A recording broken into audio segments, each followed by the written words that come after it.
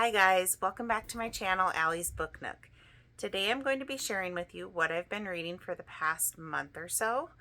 And if you see some movement in the background, we have gotten 2 kittens since we chatted last. So life has been busy, and I have some new reading buddies, and they're brothers and sister, Milo and Minnie, and they're a lot of fun, but they're very busy. So they might be popping through the background here. Okay, so I have read, well, I finished the A Court of Thorns and Roses series, but I am going to do a separate video on that. So I have 4 standalone books that I'm going to be talking about today since we chatted last. So the first book I read is Bridgerton, the Duke and I. So I mean, this is a standalone story as far as I know, but technically it's a series. But each story is separate with its own characters. I'm sure there's probably some overlap. But yeah, this was a romantic romance book. There is a Netflix series right now that's pretty popular. I haven't watched it yet, but I do intend to. So my friend got me this for my birthday. She really loves the books and the show, and I enjoyed it. It was a 3-star read for me. I read the book. I also kind of listened to it on audio, but this sounds silly. I wasn't crazy about the accents, even though it's supposed to take place in London. I don't know. I didn't really like the narrator's voices so much. So for me, I mostly just read it, and yeah, I liked it. It was 3 stars, like I say. It wasn't like earth-shattering, but it was a quick, fun read, kind of a popcorn read, and there was a little bit of romance, a little bit of spice, a little bit of humor. It was really good. So basically, this one is called The Duke and I, Daphne's Story. So this takes place in high society London, like the 1800s. I don't see, I think it was the 1800s. I don't see, they have carriages and stuff. So it's this family, they have, I think 8 kids. And so there's 8 books, and each book is like a romance story of each of the children. And so the mom named all her kids alphabetical order, A, B, C, D, E. So Daphne, she's the 4th born. And this is her story where she falls in love with the Duke. And yeah, like I said, it was kind of like a fluff novel, but it was fun. It was interesting to read about like how sheltered women were back then. And so she falls in love with this guy, and she really doesn't know anything about that type of thing, but she quickly learns. And yeah, it was fun. This is truly our contemporary Jane Austen, is what someone said. I don't know. I haven't read any Jane Austen, but this is a really popular series. Like I said, the actual book was written 20 years ago. Like, I think 2004 is actually when this was published, or early 2000s. But there are, no, in the year 2000 it was published. So, yeah. One thing that's kind of fun is at the beginning of each chapter, there's a little snip from, there's this person, we don't know her identity yet, his or her identity, but they write like a gossip column. And so each chapter starts with a little snip of their gossip column. So that was kind of fun. So I do plan on reading more. I think my used bookstore has a lot of these. And then I also have the second one on hold right now with Libby. So yeah, solid 3 stars there. The next book I read was Pearl of China. And this is for my book club, and through the library. And this is by, oh, I'm sorry, I don't think I said who wrote The Duke and I. That was Julia Quinn for Bridgerton. She wrote all the Bridgerton books. But Pearl of China is written by Ann Chi Min. now my dog's bumping the camera. This was a really good book. So the thing I like about book club is you read books that you wouldn't normally read. And I'd never heard of this. It was a historical fiction book about Pearl S. Buck. And it was really good. I gave this 4 stars. And I read it pretty quickly. So I really didn't know anything about Pearl S. Buck going into this story. But from what I looked up about her on Wikipedia, it does follow her life pretty accurately, but it is written from the perspective of a fictional best friend of hers, named Willow. So they grew up together, and they're lifelong friends. Pearl S. Buck, she grew up in China as the daughter of missionaries there. I think they were Southern Baptist missionaries, but they were Christian missionaries. But she grew up there, so she spoke and wrote fluently in Chinese, and to her, China was her home. The Chinese people were her people, even more so than she related to America, because that's where she was born and raised. She did have to, was basically exiled to America, because of a lot of the political tension and stuff in China, but she is famous for writing The Good Earth. Many novels, but The Good Earth is her most famous. And I've wanted to read that for like 20 years. And so now I really want to go back and read it. But she was a pretty amazing woman. And so this story, like I said, is written through the eyes of her fictional best friend. And she was born in like the 1890s. And she died in the 1970s. So she was a young girl in this book, early 1900s, when it starts out, when her parents are missionaries, and it goes through her life, and you get to learn a lot about China back then and everything that was going on politically. There was was it called the Boxer Revolution? That was a pretty historical event where basically, it was a dictatorship where if you did not fully support the emperor, you were dead, basically. And especially like missionaries or anybody that practiced Christianity, it was punishable by death or even internment camps. There are labor camps in here that's talked about, that people had to go to and stuff. So, sorry, I'm slipping down here off of my cushion.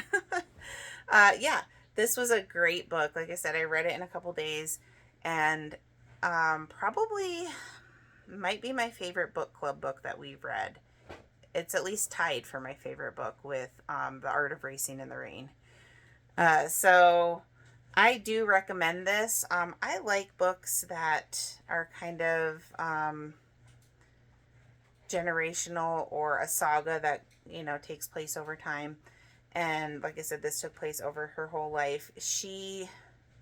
When she left China, she tried to go back in I think it was the 70s, shortly before she passed away, but was not allowed to. Mistress Mao, I think, is who was behind it in real life, at least in the book. And she was not able to return, but she did try to make her home here in the United States as much like China as she could, with the ponds and the vegetation and all that. But her heart was always in China and for the Chinese people. And so it was really informative, but very well written and entertaining and thought-provoking, all that good stuff. I would definitely recommend Pearl of China. And now I need to go read The Good Earth. So, yes. Okay.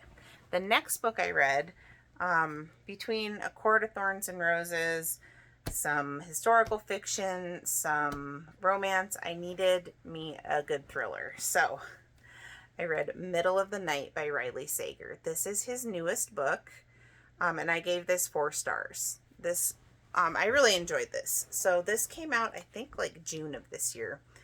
And my library, hold on, I'm going to try to adjust this a little bit. So, okay, there we go. That's better.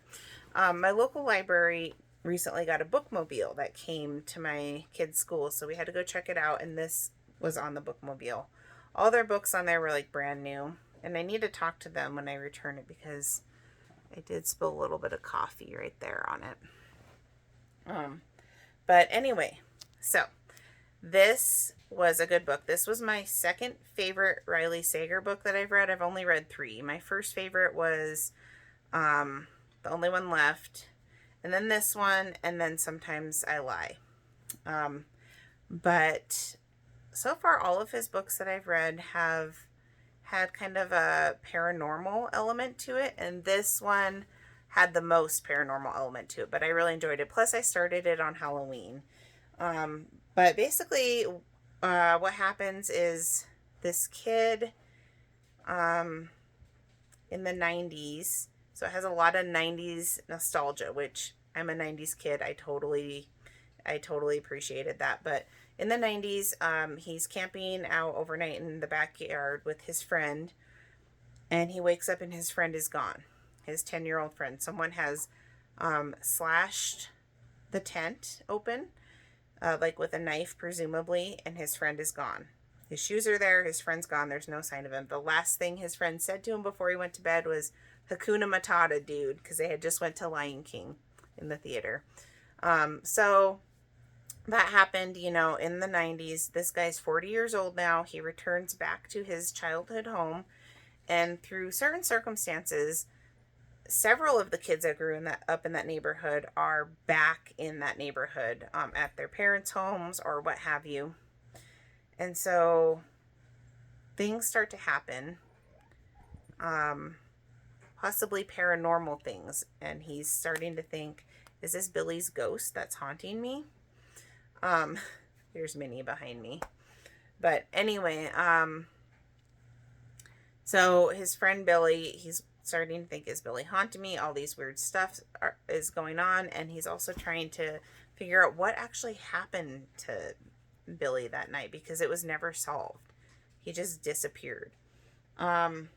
So I don't want to give away anything in here, but it was good. It was not as twisty, like not as much plot twists as the other Riley Sager books I read.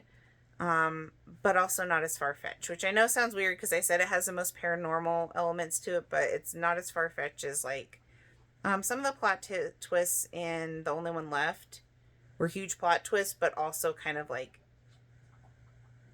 very unlikely to ever happen. So I did appreciate that in this one. A little bit different of a style, but I feel like people either love or hate Riley Sager.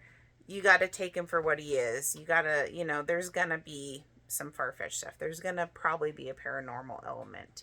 But it was just fun. It was just fun.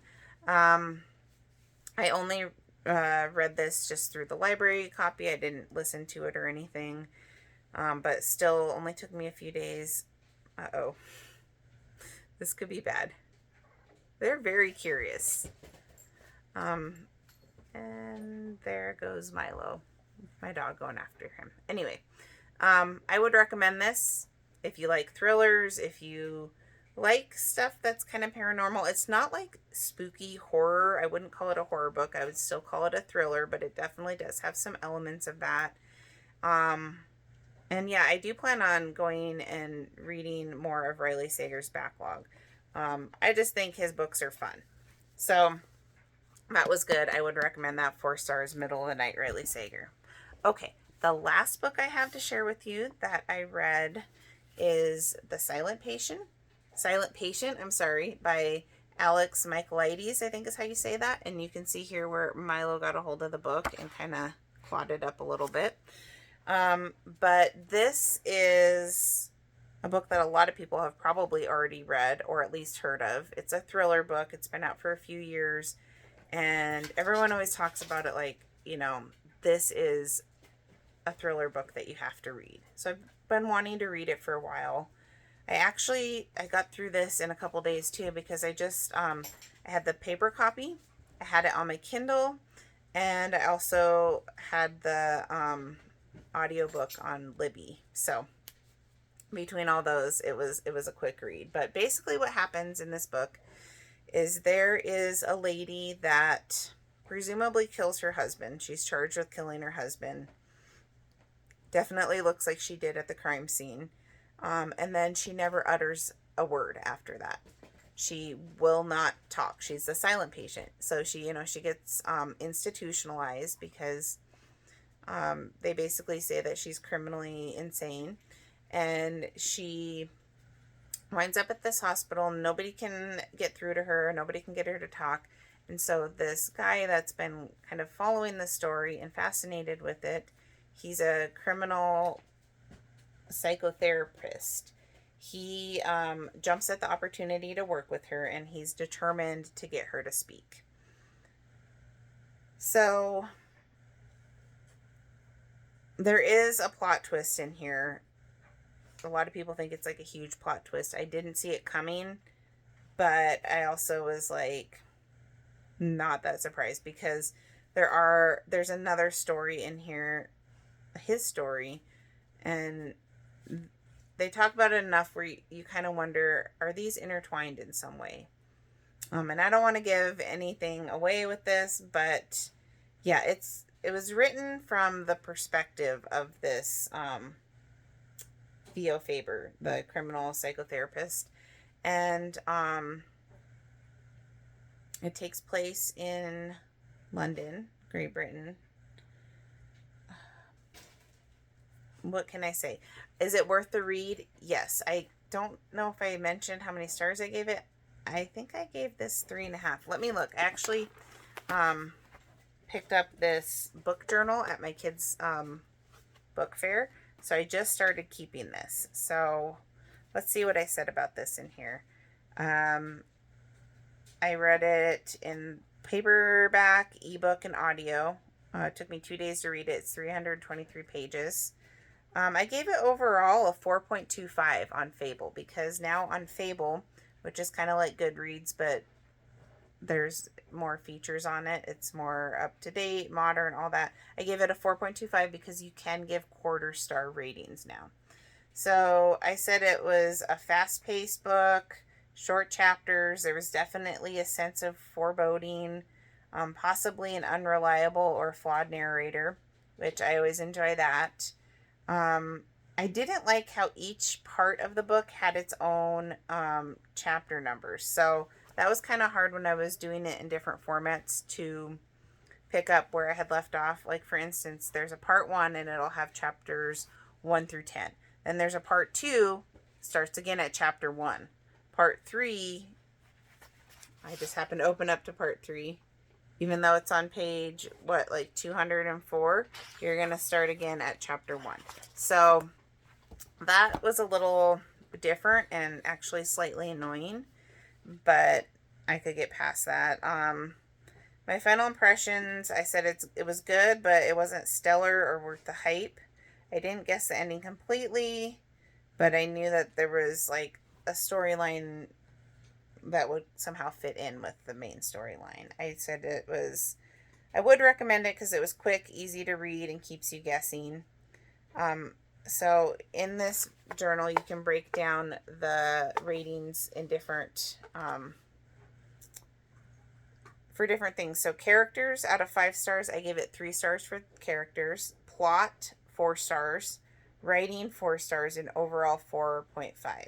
I will say I had in my notes here that the author seemed very knowledgeable about his fictional narrator's occupation of criminal psychotherapist, with some of the terms and descriptions that he used. I thought that maybe he had a background in that field, but I don't think he does, just from reading his autobiography on the back. At least it doesn't mention that. So basically what I wrote here, the female main character, Alicia Bernson, she was a silent patient. She was charged with killing her husband. Hasn't spoken a word since. He becomes her therapist 6 years later. at an asylum in London after following the story, and he's personally invested in getting her to speak. So the book goes between his narration, including his personal life, and the diary of Alicia. So that was fun. I like when they books have diaries that fill you in on things like that. I don't know that I think here I just kind of wrote more of the plot, which I don't want to get into. The plot twist starts to unravel at about 80% into the book, and then I talk about what happens there. So it was kind of a slow burn leading up to that, but I mean, that's okay. Oh, here's Milo. You guys want to meet Milo? Here's Milo. Oh, and there's Maple. She wants to check Milo out too. She's done very well. For a 70-pound dog that has not really been around kittens, she's been a really good girl. So anyway, yeah, The Silent Patient, I did enjoy it. It wasn't my favorite thriller. I guess maybe I just had my hopes up too high with this one. Same with, like, that's kind of how I felt about The Kind Worth Killing, but I did like this better than The Kind Worth Killing. So yeah, I would recommend it. I do plan on probably keeping this book at least for a while. And I don't know that I would reread it now that I know unless it was to go back and see if I could, like, see things that pointed towards the surprise ending, because it was a pretty big shocker. So that is The Silent Patient. So anyway, that is everything that I have read other than A Court of Thorns and Roses, which I am going to do a separate video about that series. But I've been having fun with this book, this journal. So far in here, I did a few books. Middle of the Night. So Middle of the Night, let's just go back here. I gave it 4 stars overall. 365 pages. It took me, I started it on 10/31 and I ended it on 11/10. I said it was interesting, fast-paced, paranormal element. And it had short chapters. But the characters, I gave a 4 out of 5 stars. Plot, 4 out of 5. Writing, 4 out of 5. And overall, 4 out of 5. So 4 stars overall. Would I recommend it? Yes, I recommend it as a fast-paced thriller with paranormal aspects. Would recommend you also read The Only One Left first, though, because I did like that one better. So, anyway, I'm going to start just keeping notes in here to go back and look at. I think it's kind of fun. I use this for The Silent Patient, that one, and then some brief notes on A Court of Thorns and Roses, sorry, the series, but I did that after the fact. So I'm trying to do it as I go because it has cool sections in here. Like right now I'm reading Someone We Know by Shari LaPena, I think is how you say her last name. It's a domestic thriller. So it has here where you can put like the format you read it in, when you read it, your first thoughts. So I filled that out now. Final impression, and then I'll do my ratings at the end, and then throughout here you have notes, which I think is pretty cool. There's plenty of room for notes. 3 pages for you to put notes and questions. So especially like in these thrillers where I'm like, was it this person? Here's a note why I think it might have been this person that did this or that. I think it's fun for that. So let me know if you guys have ever kept a actual like journal, whether it's electronic or paper like this, just for books that you've been reading. I think it's kind of fun. If it becomes too much of like a chore, I'm not going to do it, but that's why I didn't go back and do a lot of the books that I like. Bridgerton's not in there, but going forward, I think it'll be fun. Also, let me know if you've read any of these books and what your thoughts are on them. So again, we have Bridgerton, 3 stars. Pearl of China, 4 stars. Romance, historical fiction, and then 2 thrillers, a 4-star of Middle of the Night, and a 3-star for The Silent Patient. Is that what I gave it in here?